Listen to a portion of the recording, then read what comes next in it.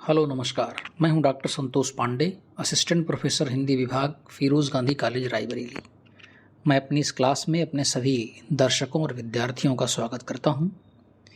यह क्लास लखनऊ विश्वविद्यालय हिंदी साहित्य बीए सेकंड सेमेस्टर के सिलेबस पर आधारित है और आज हम बात करेंगे रीतिकालीन युग पर। हम लगातार चर्चा कर रहे हैं। आज की हमारी जो वीडियो होगी उसमें जो परिचर्चा का विषय होगा वो 2-3 विषयों को हम एक साथ ले रहे हैं इस क्लास में। एक तो सबसे पहले हम ये लेंगे कि रीतिबद्ध और रीतिमुक्त काव्य धारा में अंतर क्या है। रीतिबद्ध और रीतिमुक्त काव्य धारा में अंतर क्या है, ये चर्चा का हमारा पहला बिंदु होगा। दूसरा बिंदु होगा हमारा रीतिबद्ध और रीतिसिद्ध काव्य धारा में क्या अंतर है।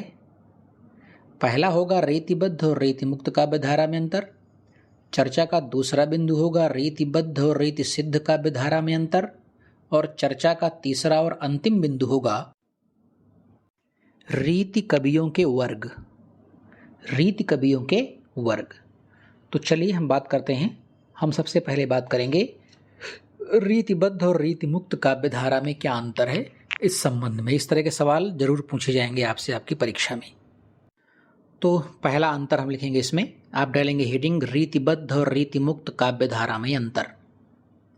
और पहला अंतर इसमें हम लिखेंगे ये कि रीतिबद्ध काव्य रीति के बंधनों से बंधा हुआ काव्य है। रीतिबद्ध काव्य रीति के बंधनों से बंधा हुआ काव्य है, जबकि रीतिमुक्त काव्य रीति के बंधनों से मुक्त काव्य है। जबकि रीतिमुक्त काव्य रीति के बंधनों से मुक्त काव्य है। अब रीति क्या है, इसको मैंने काफ़ी डिटेल में आपको पहली क्लास में समझा दिया है, इसलिए बार बार उस बात को हम नहीं बताएंगे। रीति के बंधनों से बंधा हुआ काव्य कैसा होता है, रीति के बंधनों से मुक्त काव्य कैसा होता है, इन सब के बारे में मैं इसके पहले जो वीडियो बना चुका हूँ उन सब में बात कर चुका हूँ। और इसको जानने के लिए आप वो वीडियो जाके सुनिए। और सबसे ज़रूरी बात है ये समझना कि रीति क्या है, इसको समझना। जब तक आप नहीं समझेंगे रीति क्या है तब तक ये रीतिकाल आपको हमेशा परेशान करेगा। तो उम्मीद करता हूँ कि आपने वो वीडियो देखी होगी और आप उन सारी बातों को समझ रहे होंगे। तो पहला अंतर यही है इसमें कि रीतिबद्ध काव्य जो है वो रीति के बंधनों से बंधा हुआ है, रीति के बंधनों में आबद्ध है। और जो रीति मुक्त काव्य है वो रीति यानी जो लक्षणा है, जो लक्षण है, रीति माने लक्षण ग्रंथ या लक्षण, उनसे हमेशा के लिए इसे मुक्त रखा गया है। एक लाइन इसमें आगे लिखेंगे, इसीलिए इसे स्वच्छंद काव्य भी कहते हैं। इसीलिए इसे स्वच्छंद काव्य भी कहते हैं। अगला पॉइंट लिखेंगे, रीतिमुक्त काव्य धारा ने अपने समसामयिक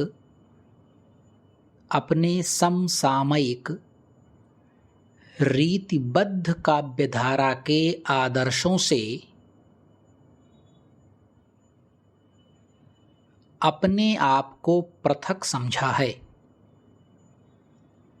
रीतिबद्ध काव्य धारा के आदर्शों से अपने आप को पृथक समझा है।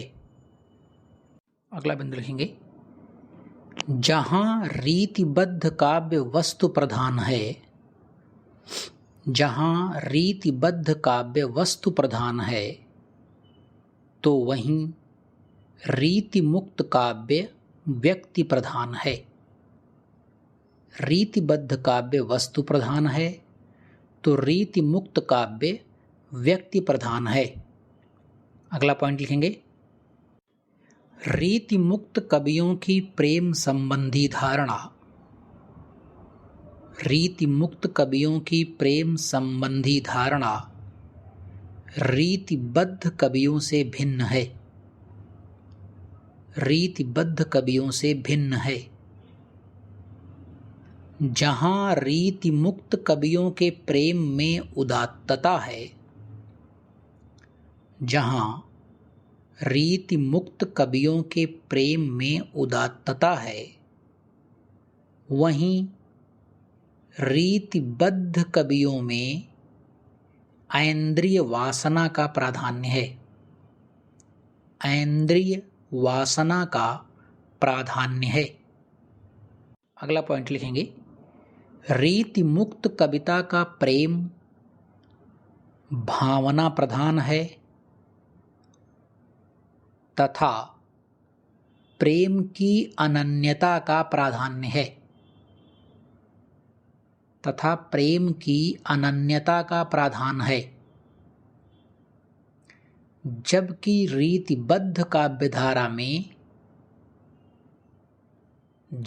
रीतिबद्ध काव्यधारा में कविता स्थूल चेष्टा प्रधान अथवा रूप प्रधान प्रेम को प्रमुखता देती है। स्थूल चेष्टा प्रधान अथवा रूप प्रधान प्रेम को प्रधानता देती है, प्रमुखता देती है। अगला पॉइंट लिखेंगे, जहां रीतिबद्ध काव्यधारा में कहीं कहीं अनौचित्य एवं अश्लीलता आ जाती है, जहां रीतिबद्ध काव्यधारा में कहीं कहीं अनौचित्य एवं अश्लीलता आ जाती है, वहीं रीति मुक्त काव्यधारा इन अवगुणों से बहुत दूर दिखाई पड़ती है। वहीं रीति मुक्त काव्यधारा इन अवगुणों से बहुत दूर दिखाई पड़ती है। नेक्स्ट लिखेंगे, रीतिबद्ध कवियों का प्रेम सामाजिक है। रीतिबद्ध कवियों का प्रेम सामाजिक है, जबकि रीति मुक्त कवियों का प्रेम आत्मपरक है। रीतिबद्ध कवियों का प्रेम सामाजिक है, जबकि रीति मुक्त कवियों का प्रेम आत्मपरक है। अगला बिंदु लिखेंगे, जहां रीति मुक्त कवियों का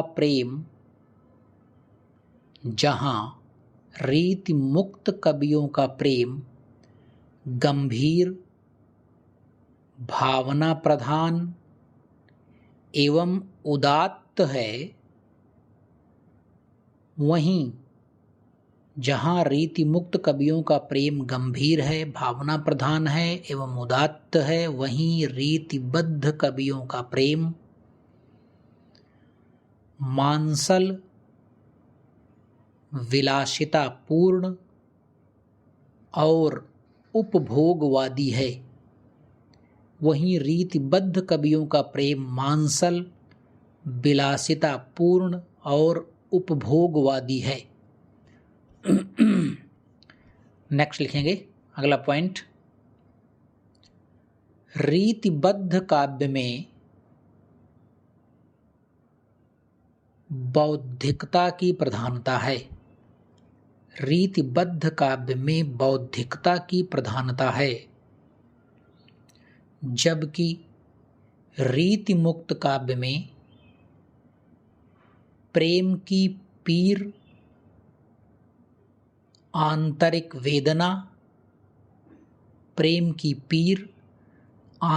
वेदना तथा वियोग के मार्मिक क्षणों की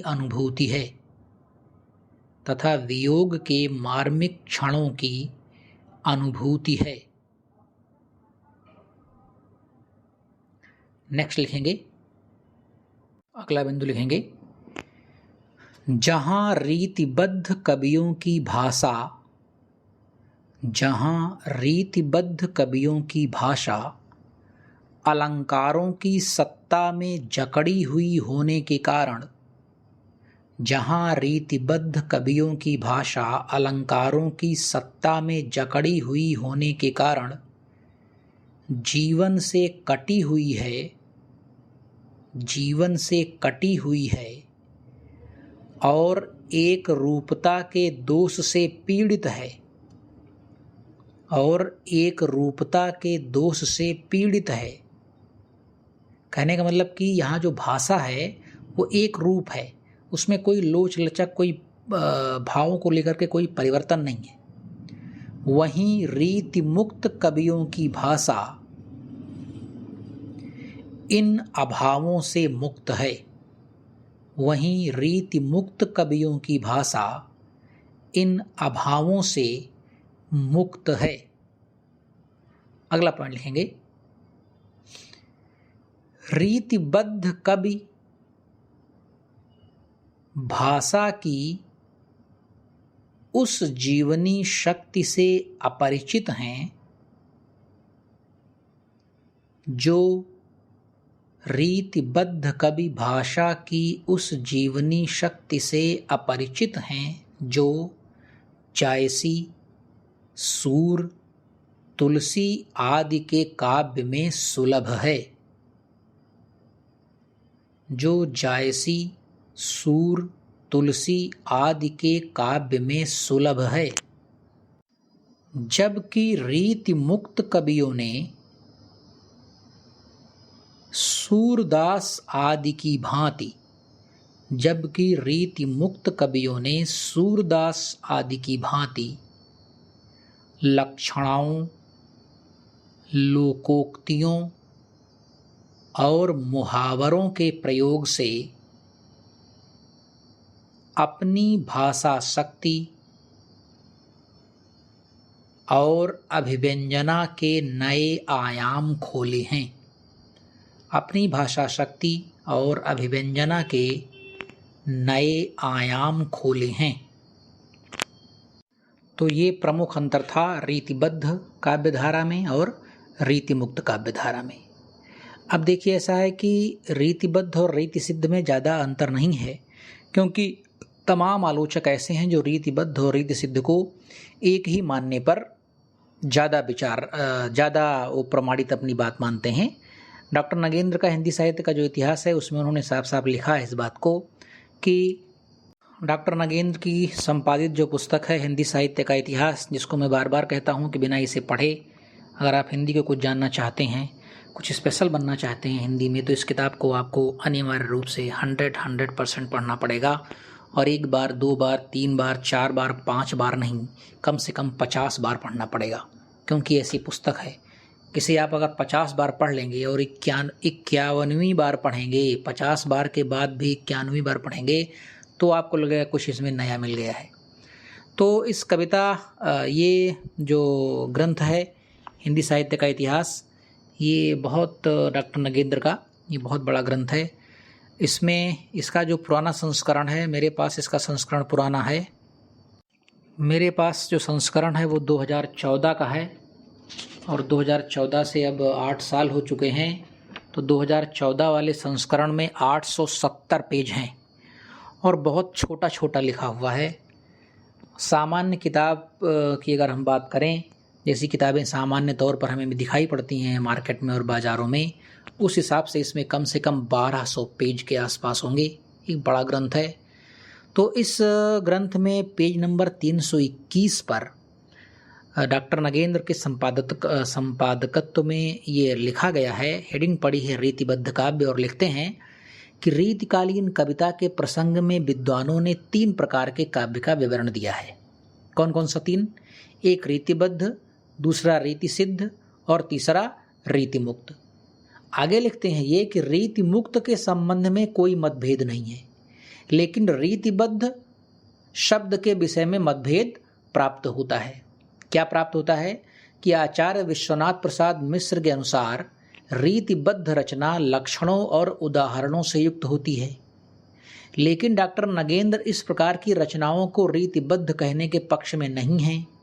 ऐसे कवियों को वे रीतिकार या आचार्य कवि मानते हैं। रीतिकार, आचार्य कवि उनके मत से वे कवि हैं जिन्होंने काव्य शास्त्र की शिक्षा देने के लिए रीति ग्रंथों का प्रणयन किया।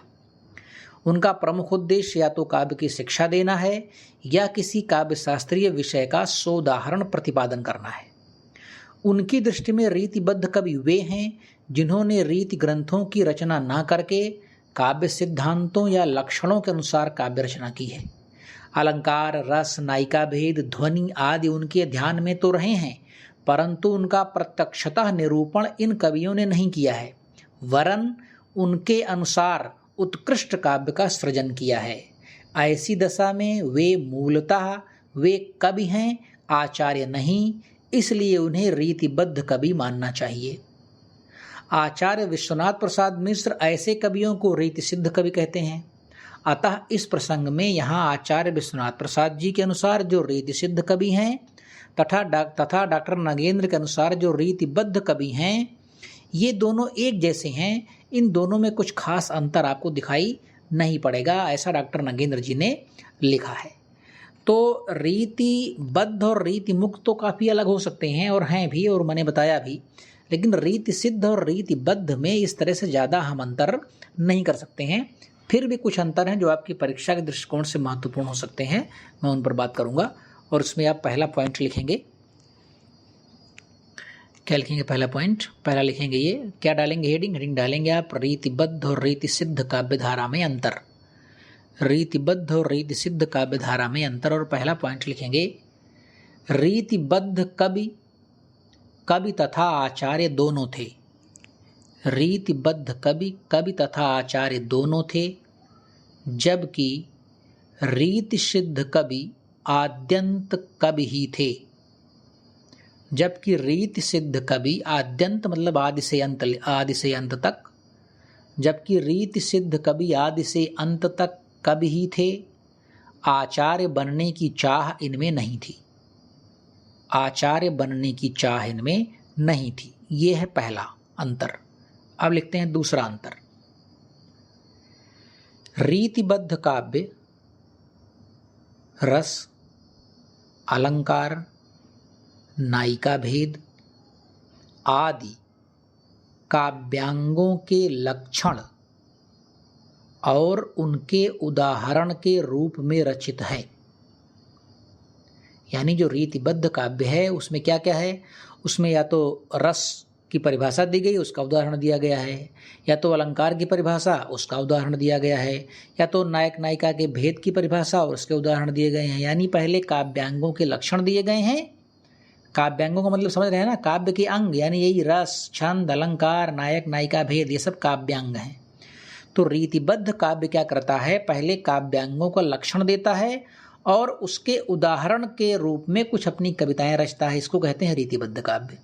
तो आपने क्या लिखा है? आपने लिखा है कि रीतिबद्ध काव्य रस, अलंकार, नायिका भेद इत्यादि काव्यांगों के लक्षण और उनके उदाहरण के रूप में रचित है, जबकि रीति सिद्ध काव्य में रस, अलंकार, नायिका भेद आदि काव्यांगों के लक्षण तो नहीं दिए गए।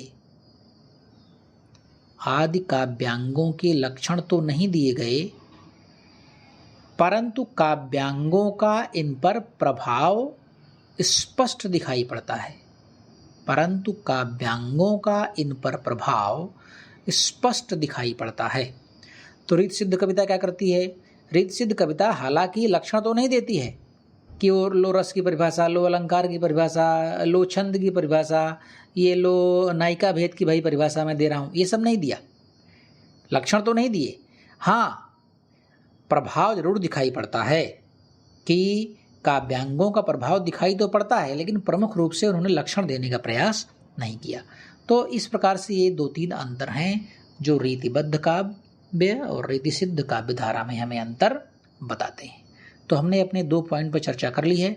अब हम चलते हैं अपने तीसरे बिंदु पर चर्चा करने के लिए, जो मैंने आपको अभी क्लास के प्रारंभ में आपसे बात की थी, और वो है रीति कवियों के वर्ग। आप डालेंगे हेडिंग रीति कवियों के वर्ग। अब यहाँ पर पहले हम कुछ चीज़ें समझ लेते हैं। क्या समझेंगे? देखिए, रीति कवियों के वर्ग में इनके प्रमुख रूप से 2 वर्ग किए गए। पहला तो किया गया सर्वांग निरूपक और दूसरा किया गया विशिष्टांग निरूपक। सर्वांग निरूपक और विशिष्टांग निरूपक क्या है, पहले इनको हम समझ लेते हैं, उसके बाद हम समझेंगे कि इनके अलग अलग भेद हम किस प्रकार से कर सकते हैं। तो पहले हम समझते हैं सर्वांग निरूपक कवि कौन हैं और उन्होंने क्या किया। तो देखिए, इसका जो नाम है सर्वांग निरूपक, यानी सर्व प्लस अंग निरूपक, जिन्होंने कविता के समस्त अंगों का निरूपण अपनी कविताओं में या अपने ग्रंथों में किया होगा, उन्हें कहा गया सर्वांग निरूपक कवि। ठीक, कैसे? ऐसे कवि जिन्होंने काव्य के समस्त अंगों से हमारा आशय क्या है, एक बार फिर से जान लेते हैं। काव्य लक्षण, काव्य हेतु, काव्य प्रयोजन, काव्य भेद, काव्य की आत्मा। अब ये जो मैंने नाम लिए आपके लिए नए नाम हो सकते हैं बीए सेकंड सेमेस्टर के लेवल पर। काव्य लक्षण क्या है, काव्य हेतु क्या है, काव्य प्रयोजन क्या है, काव्य भेद क्या है, काव्य की आत्मा क्या है। तो ये सब आप अभी तो बीए लेवल पर आप नहीं समझ पाएंगे, ना इसे जान पाएंगे।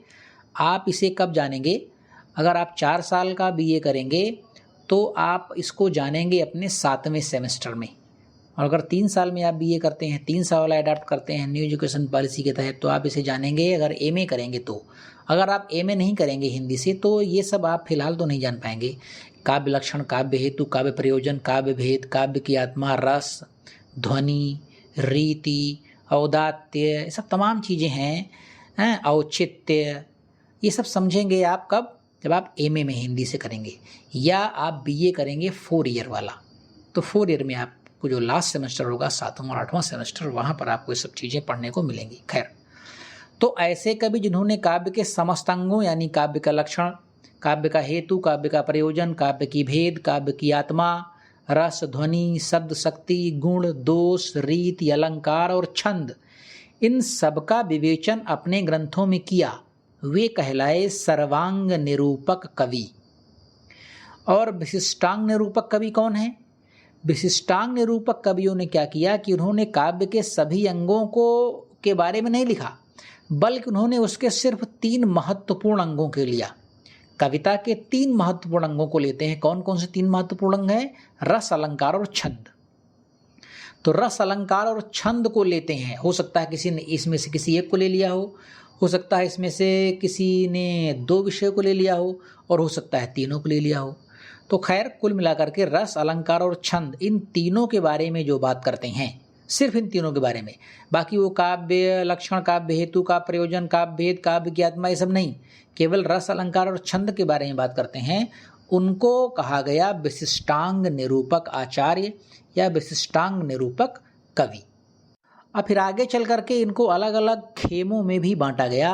अब उन्हीं अलग अलग खेमों की हम बात करेंगे, और उन अलग अलग खेमों में बांटने के बाद उनमें कौन कौन से कवि आते हैं, ये हम बात करेंगे और अपनी क्लास को यहाँ पर समाप्त कर देंगे। इस तरह से ये बहुत इंपॉर्टेंट है आपके एग्जामिनेशन के दृष्टिकोण से। आपसे ये पूछा जाएगा सीधे सीधे कि निम्नलिखित में से कौन कवि सर्वांग निरूपक कवि है, या अलंकार निरूपक कवि है, रीतिबद्ध कवि है, रीति मुक्त कवि है, रीति सिद्ध कवि है, छंद निरूपक कवि है। इस तरह सवाल आपसे पूछे जाएंगे। तो चलिए, आपने डाल लिया होगा हेडिंग रीति कवियों के वर्ग। इसमें पहली हेडिंग डालेंगे सर्वांग निरूपक कवि, सर्वांग निरूपक कवि। और यहाँ पर सीधे केवल हम कवियों के नाम लिखेंगे।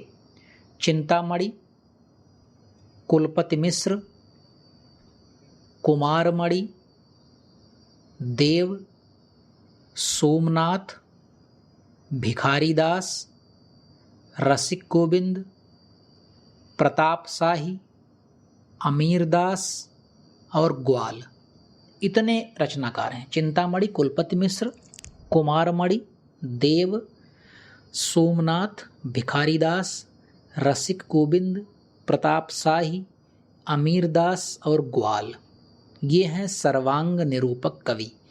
अब हम डालेंगे हेडिंग दूसरी, सर्व रस निरूपक, सर्व रस निरूपक कवि। इसमें हम लिखेंगे नाम। पहला नाम है तोष, तोष, रसलीन, पद्माकर, बेनी प्रवीण। और कवि हैं लेकिन हम महत्वपूर्ण कवियों का नाम ले रहे हैं। तोष, रसलीन, पद्माकर और बेनी प्रवीण। नंबर 3 डालेंगे हेडिंग श्रृंगार रस निरूपक कवि, श्रृंगार रस निरूपक कवि। इसमें मतिराम और कृष्ण भट्ट देव, मतिराम और कृष्ण भट्ट देव 2 कवि। चौथी हेडिंग डालेंगे आप नायक नायिका भेद निरूपक कवि, नायक नायिका भेद निरूपक कवि। इसमें एक कवि हैं आपके कालिदास त्रिवेदी, कालिदास त्रिवेदी। चलिए अगली हेडिंग डालेंगे हम अलंकार निरूपक कवि, अलंकार निरूपक कवि। इसमें लिखेंगे जसवंत सिंह, मतिराम, भूषण, पद्माकर। जसवंत सिंह, मतिराम, भूषण और पद्माकर। अगली हेडिंग डालेंगे छंद निरूपक कवि, छंद निरूपक कवि। इसमें हम लिखेंगे मुरलीधर, भूषण, सुखदेव मिश्र, मतिराम, राम सहाय। मुरलीधर, भूषण, सुखदेव मिश्र, मतिराम, राम सहाय। तो इस प्रकार से ये रीति कवियों का वर्ग हुआ। बाकी जो 3 वर्ग हैं वो तो मैं डिटेल में आपको बता ही रहा हूँ कि रीतिबद्ध में कौन आएगा, रीति सिद्ध में कौन आएगा और रीति मुक्त में कौन आएगा, ये सब मैंने आपको पहले से ही बता दिया है। तो जो मैंने 3 बिंदुओं पर चर्चा करने की बात करी थी आपसे, वो मैंने 3 बिंदुओं पर चर्चा इस क्लास में कर ली है। उम्मीद करता हूँ कि आपको ये क्लास ठीक लगी होगी और ये भी उम्मीद करता हूँ कि आप इसे याद करेंगे, पढ़ेंगे, लिखेंगे और अपनी स्मृति में सहज करके रखेंगे। तो चलिए आप पढ़ते लिखते रहिए, मस्त रहिए, व्यस्त रहिए। हमारी मुलाकात अगली वीडियो में आपसे बहुत जल्द होगी।